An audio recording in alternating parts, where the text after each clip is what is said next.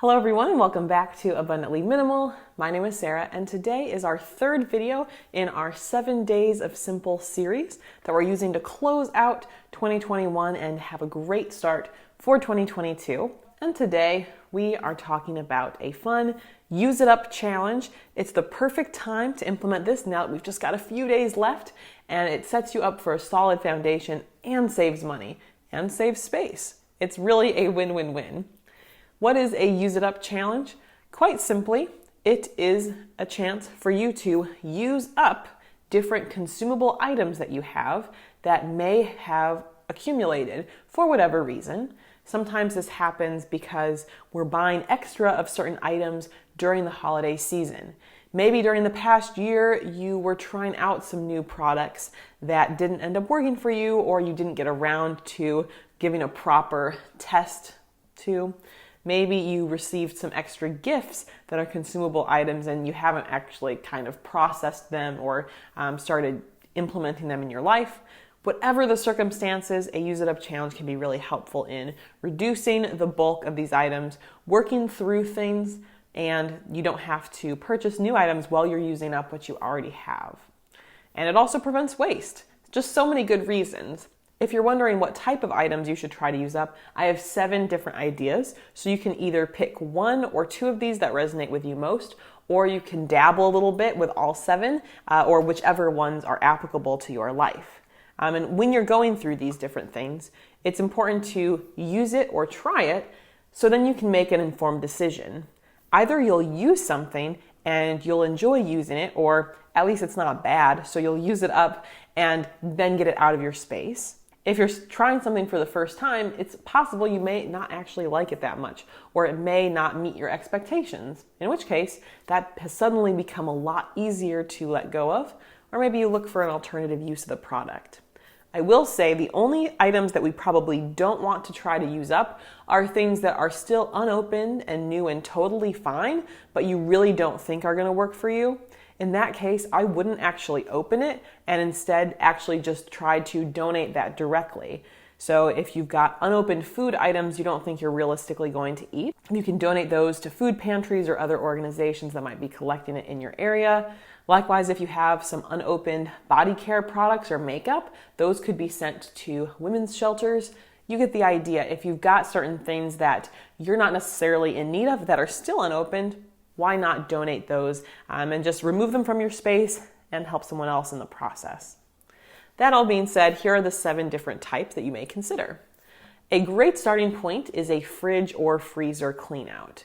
This is a great opportunity to kind of audit what you've got, take care of any of those mystery items that are lurking in the back, and challenge yourself to use up what you have. For me, there's a lot of satisfaction that comes from cleaning out the fridge and eating up some of that stuff that was kind of in the back, or you bought for one recipe but then didn't need again. There's a lot of satisfaction to be able to use that, get the money's worth, get the value, not waste food, and then open up that fridge space. So I encourage you to take a look at that. And something I'll do if I have an ingredient I'm not sure about, I will Google the name of the item or ingredient and then followed by recipes. You might get some interesting recipe inspiration from that.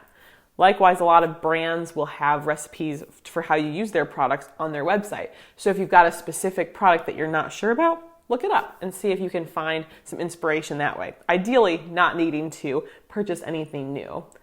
But if you've got some extra fruits, try putting them together in a smoothie. Extra veggies could go in a stir fry or a pasta dish. It could be a leftover pasta or catch-all pasta, or whatever else makes sense. Maybe it's a soup. You get to decide, but that can be a wonderful way to start off this Use It Up challenge.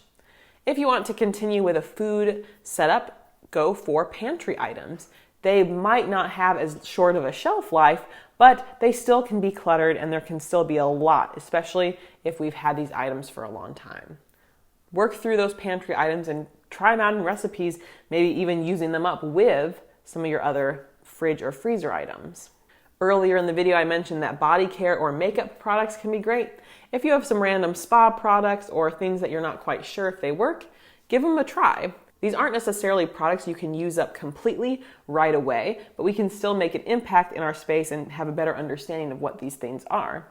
It's also possible you have some containers that are almost completely used up, or even, little travel bottles of shampoo and conditioner that you might have picked up from a hotel that could be taken care of in a few uses, and then you can discard that item and just have less you're managing in your space.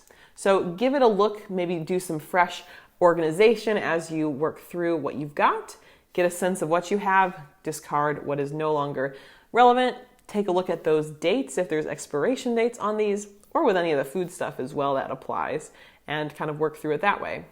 Art supplies or craft supplies might also be a great thing to use up. Sometimes there might be leftovers from a project. Reflect, are you going to use them? Are you not going to use them? If so, what would you use them for, and how can you move forward on that if possible?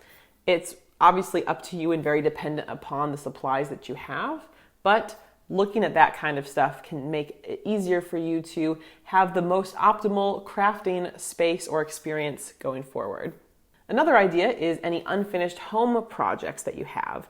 So anything around the house, if you've got some extra supplies that you haven't used, or you bought a few items thinking you were going to need them in a home repair or some sort of upgrade for your home and you haven't used them, now's the chance. Why not end the year with a successful home project if you've got the supplies already in your space? And sometimes we might have bought supplies that worked for one project, but that particular product is no longer in optimal condition. We've had different products that dry up, if it's been a couple of years since they were used. And in that case, you can dispose of them however it makes sense for that item. Idea number 6 is if you have extra cleaning products. Maybe there are things you purchased with one clear intention in mind and you haven't had a chance to try them recently, or there's little bits that are used up, but it's not necessarily your go-to product. If there are things like that, maybe consider doing a deep clean and prioritizing using up some of these different essentials. It can also be a chance where we put things to the test and see how well something works. I know there have been cases in the past where we've tried out multiple options to see what we like better. And once you've identified that, then maybe you don't need to hold on to the other version. Of course, like body care or makeup, if you've got a full container of some sort of cleaning product that you still wish to use, it's not going to be used up in a rapid period of time, but maybe you can put that one in the front or keep that, in a more easily accessible location while you use it up, so then it clears out of your space. And decide, do I really need to repurchase any of these things in the future, or can I make another alternative work instead? My last idea for a Use It Up challenge might be a little unexpected, but it could possibly apply to some of you. And that is to use up gift cards. I know personally I'm someone who's very targeted. If I have a gift card, I'm going to use it or give it to someone who's going to use it, much more than I would. But I know there are people who hold on to them and don't necessarily have a plan. I know when I first met Jake, I was stunned to find he had a stack of, I want to say, over 20 gift cards to various places he had just not used from multiple years of receiving gifts. He even had a gift card for the old Borders bookstore, and it had been shut down for several years. So my point is, I want you, if you've got gift cards, to use them or give them to someone who can. You might be thinking, well, Sarah, I don't want to go buy a bunch of stuff with these gift cards and bring more things I don't need into my space. But I've got a very fun idea. If you feel like being a little bit of a fairy or just being able to grant people's wishes, something that's really fun to do is if you've got, a gift card for a place and that place is nearby, go to that place and just give the gift card to someone there who's maybe at the registers or someone else who's shopping for something. Paying it forward can bring such joy, and nothing is coming into your space. That can be a fun option for you if you don't want to bring in a bunch of new stuff to your space. That all being said, I encourage you to give a Use It Up challenge a try. In the comments below, let me know which items you are going to be trying to use up or which idea resonated most with you today. If you haven't yet subscribed to the channel, I don't want you to miss out on our upcoming 7 Days of Simple videos. You can subscribe right up here or check out the past ones from the series right here. I'll see you next time. Bye.